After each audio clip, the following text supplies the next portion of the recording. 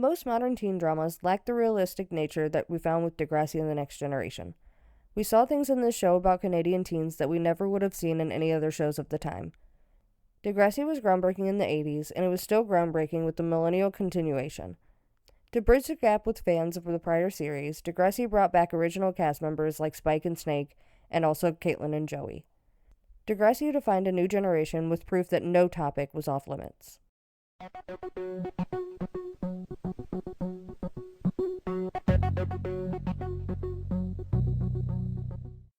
In the first two-part episode, they warned of the dangers of online predators during the early days of the internet and chat rooms. We meet Emma, a 7th grader with an online romance. Emma tells her friends that she wants to meet her boyfriend Jordan while he is in town on a school trip. They immediately raise red flags surrounding the meeting. Hey, if you're meeting a stranger you met off of the net, that could be really dangerous. But Emma decides to go anyway. Upon arriving, she meets a grown man who claims to be Jordan's teacher. She learns later that this is actually Jordan and is able to lock herself into a bathroom just in time. Fortunately, her mother and Snake are able to save the day before anything happens. Right off the bat, they chose to teach a lesson with their program, and I was absolutely hooked. Meanwhile, we meet the 8th graders. We are introduced to Ashley, a popular goody two-shoes who is running for class president. She is dating Jimmy, but tensions begin to build between them throughout the season. In the episode Jagged Little Pill, Ashley decides to try ecstasy during a party and ends up cheating on Jimmy. This was a lifelike depiction of what can happen when you experiment with drugs. One thing that Degrassi writers did well was realism, and they captured the feelings in a way that was indescribable. And they had only just begun.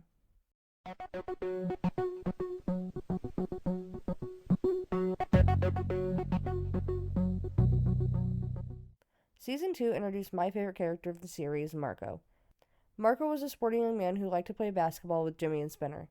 We learn more about Marco as the season goes on, and more about his struggles with his sexuality. He begins dating Ellie, but it is clear to her that he isn't interested. He eventually comes out to her, but they continue to date so that they can keep up appearances. It's a look at internalized homophobia and the fear of coming out in high school in the early 2000s. Also in Season 2, Degrassi tackled the subject of rape for the first time. At a party, Paige goes upstairs to be alone with an older student named Dean. While upstairs, Dean rapes her. Seeing Paige deal with the aftermath and the victim blaming that took place was devastating. At first, Paige didn't see it as a rape because she had been drinking, and she asked him to go upstairs with her. Yeah, and what about what I did? You didn't do anything. So I didn't dress like a slut? I didn't drink? I didn't come on to him in front of the whole party? Paige, I guess I didn't ask him to go upstairs either. you said no. But luckily, she has the support of her friends, especially Hazel and JT. They help her to realize that no always means no, no matter the circumstances.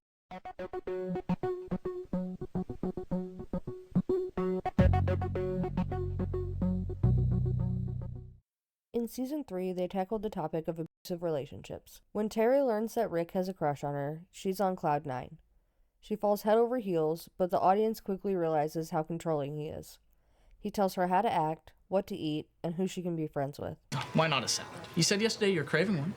Does anyone really crave Salad. What kind should I order? Go for garden. Light dressing. Healthiest choice in the menu. It escalates to physical violence, with Rick grabbing her by the arm. When Hazel sees the bruise, Terry lies for him. Oh, volleyball serve. Another reason to hate gym. Unfortunately, everything comes to a head with a heated argument that breaks out, where Rick pushes Terry and she hits her head on a cement block. This leaves her in a coma and ends her time at Degrassi. This season also introduced Ellie's struggle with self-harm as a way to cope with her mother's alcoholism.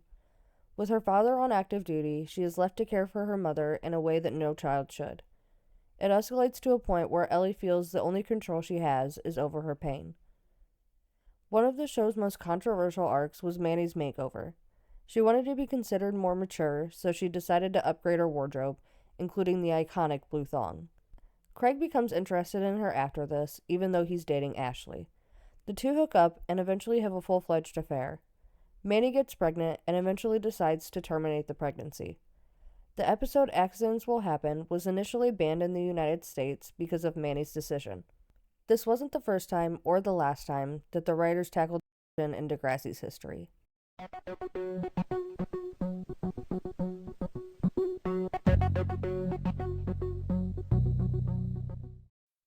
Season 4 is one of the craziest seasons of the entire show, the moment it took its darkest turn yet.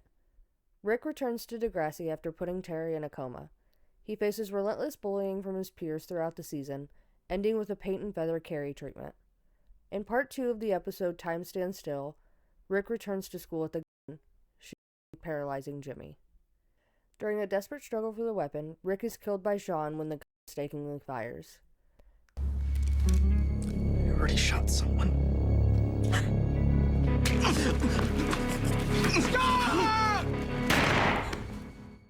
The trauma doesn't end with his death, though, and we see Sean struggle with PTSD, eventually leaving Degrassi to be with his family in Wasaga Beach.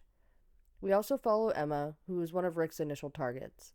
She spirals in the aftermath, seeking out attention from bad boy Jay, and leading to a school-wide social disease crisis that no one saw coming.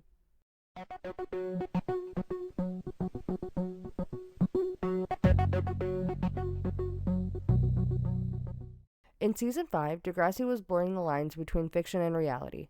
Emma's struggle with disordered eating wasn't just a plot point, it was a heavy burden for Miriam McDonald, whose personal history with the subject was heartbreaking to watch unfold on screen. The show expertly depicted anorexia not just as a health crisis, but a desperate grab for control during a chaotic point in your life. One of those nasty things. Emma, you're not going anywhere. But it was just a panic attack. Brought on by starvation. The season also broke ground for queer representation with Paige and Alex. Their representation was key in showing that sexuality can be fluid. Watching Paige, the school's former queen bee, embrace her identity was a pivotal moment for queer youth who finally saw themselves reflected in a mainstream character, me included. I idolized their relationship as a young bisexual teenager.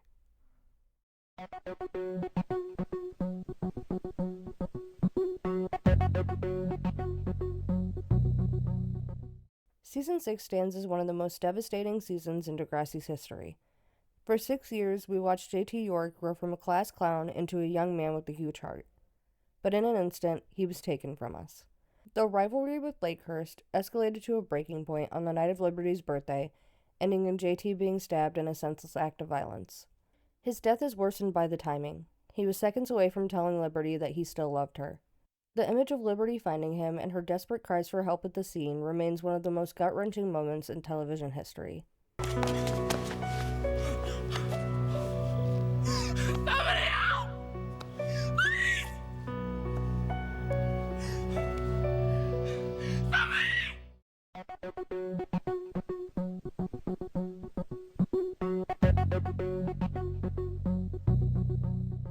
In Season 7, the show moved beyond teen drama tropes and into the harsh reality of life-threatening illness.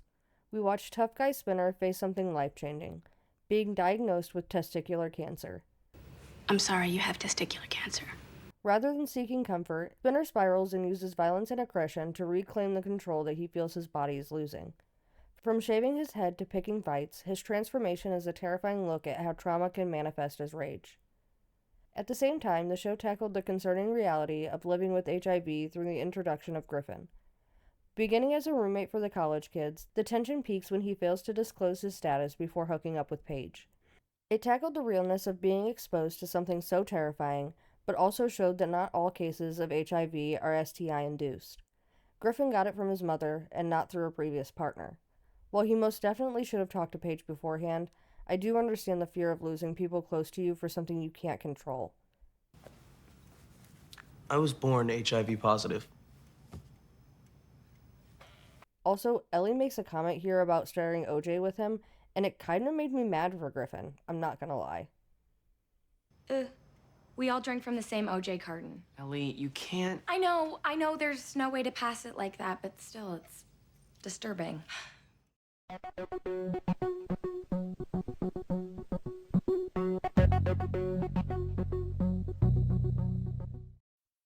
Season 8 pushed the boundaries of Hollywood tropes by diving into fame and trauma. We watched Mia transition from a teen mom to a professional model, but it came with a price.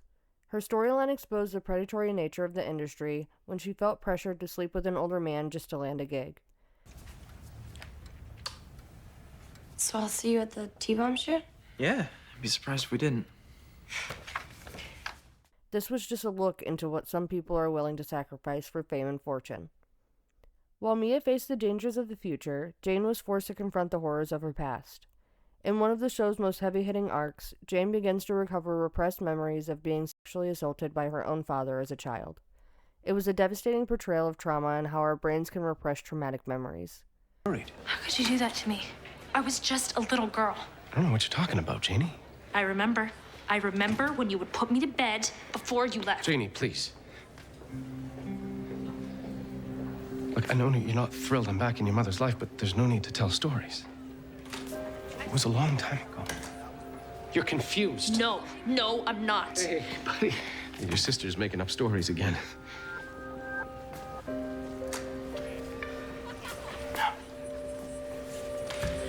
She's got it right. We are also introduced to Riley, a star athlete whose struggles with his sexuality lead him down a dangerous path of steroid use and performative dating in a desperate attempt to cure himself. Riley even considers going to conversion therapy voluntarily. Thankfully, we do see Riley become more confident in his sexuality, but we also see how much his family is willing to ignore the truth. Being gay doesn't change who I am. You're not gay. You saw me making out with my boyfriend. I'm gay. It's a phase. You're young. You don't know what you are.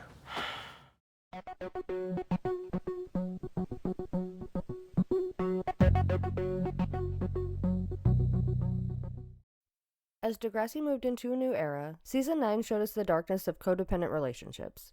We meet Declan and Fiona, twins whose father is a diplomat. Declan and Fiona's characters kind of felt like they belonged in Gossip Girl, with expensive taste and money to back it up. When Declan takes an interest in Holly J, Fiona is left feeling like she is being kicked to the curb. During a party, Fiona drinks far too much and in an attempt to make Holly J jealous, kisses Declan. You want inappropriate?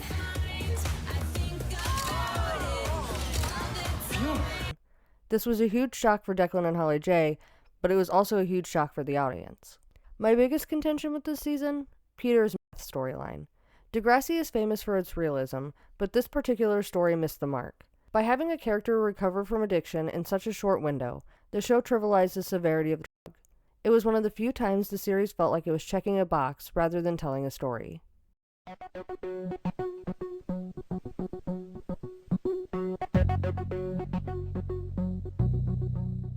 Season 10 once again touched on abusive relationships. Fiona is attending a new private school where she meets a boy named Bobby, and they begin dating. After he abuses her, she is seen forgiving him multiple times. The last straw happens when she is pulled down the stairs by him. Her story comes into question after she embellishes a bruise to post photos online, but she later presses charges and wins the case regarding her abuse. We are also introduced to Eli. The show touched on mental illness for the second time in this season. Craig was diagnosed as bipolar in Season 4, and we see Eli face the same emotional turmoil. Eli and Claire begin dating, but when she tells him she needs space, he crashes his car on purpose. Seeing his mental health slip so quickly is a very authentic look at mental illness. Also in this season, Degrassi proved it was still the gold standard for queer representation. The introduction of Adam allowed the series to explore gender identity for the first time on TV. By focusing on Adam's internal struggle for family acceptance and the external threat of being outed, it was an important story for trans youth everywhere. Nothing. You're too skinny to have man boobs. Stop! What the hell? Are you a girl?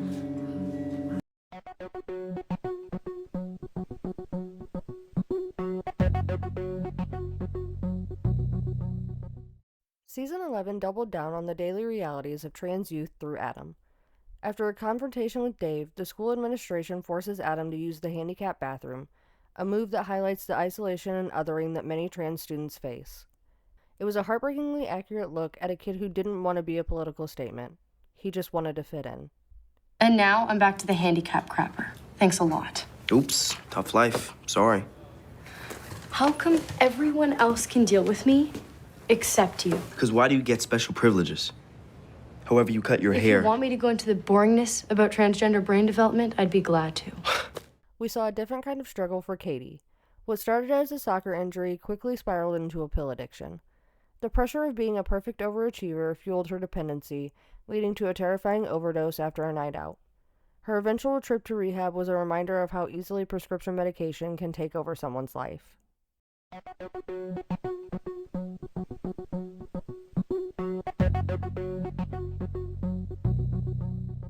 By season 12, Degrassi was operating at a level of maturity that transcended the teen drama genre.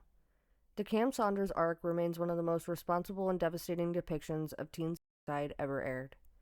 By focusing on the environment of elite sports, the show highlighted the invisible nature of depression and the trauma of those left behind, especially Eli, whose discovery of Cam's body triggered a massive mental health relapse. I get it. Last year, it could have been me in that greenhouse, okay? I could have died. This season also tackled workplace power dynamics and sexual harassment through Claire's internship. Asher's attempt to discredit Claire by painting her as obsessed provided a chilling look at how predators use their status to silence their victims. Becky's arc in season 12 is a redemption story. She was initially introduced as an antagonist to the queer community, with her crusade against Eli's play serving as commentary on religious prejudice. However, the writers didn't leave her that way. They challenged her worldview by placing her in the heart of the theater department. Her transition from a vocal protester to a part of the production wasn't just a plot twist, it was a realistic portrayal of how personal connection and empathy can dismantle long-held biases. She even begins dating Adam, who is trans.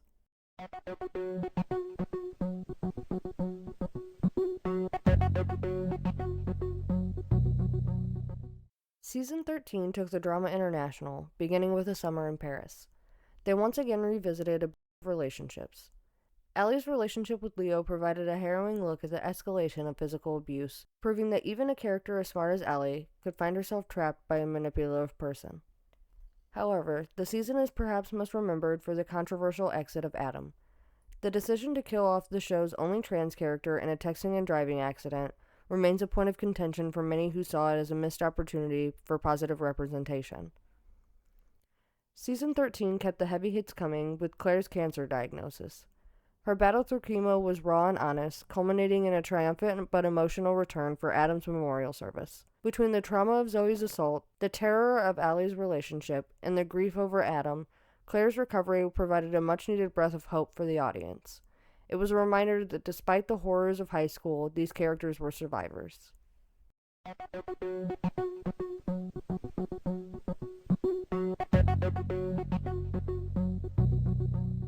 Season 14 took what looked like a typical teen drama trope, You got me pregnant! and turned it into something much more profound. Just as Clara had embraced the idea of motherhood, the show delivered a devastating blow with a late-term miscarriage. The depiction of her grief was a heavy reminder that life doesn't always give you a happy ending. A year ago, I had cancer. And then I got better, and I thought, now you can live your life. And then I got pregnant. What was the point of any of this if I was just gonna lose this stupid baby? Meanwhile, we are introduced to the complex world of Miles. His storyline pulled back the curtain of his perfect political family to reveal a cycle of domestic abuse. 14 seasons, hundreds of episodes, and a legacy that defined a generation. Degrassi: The Next Generation didn't just entertain us, it gave us an avenue to talk about the things that we were too afraid to. From the very first internet predator warning to the quiet, heavy grief of the final season, the show proved that high school isn't just about the grades. It's about surviving the moments that change you. Thank you for watching. I truly appreciate all of you. I am already planning a video on next class, but I want to know your opinion. What's the storyline that I have to include? Drop your ideas in the comments. And if you enjoyed this, hit the subscribe button. And remember, whatever it takes.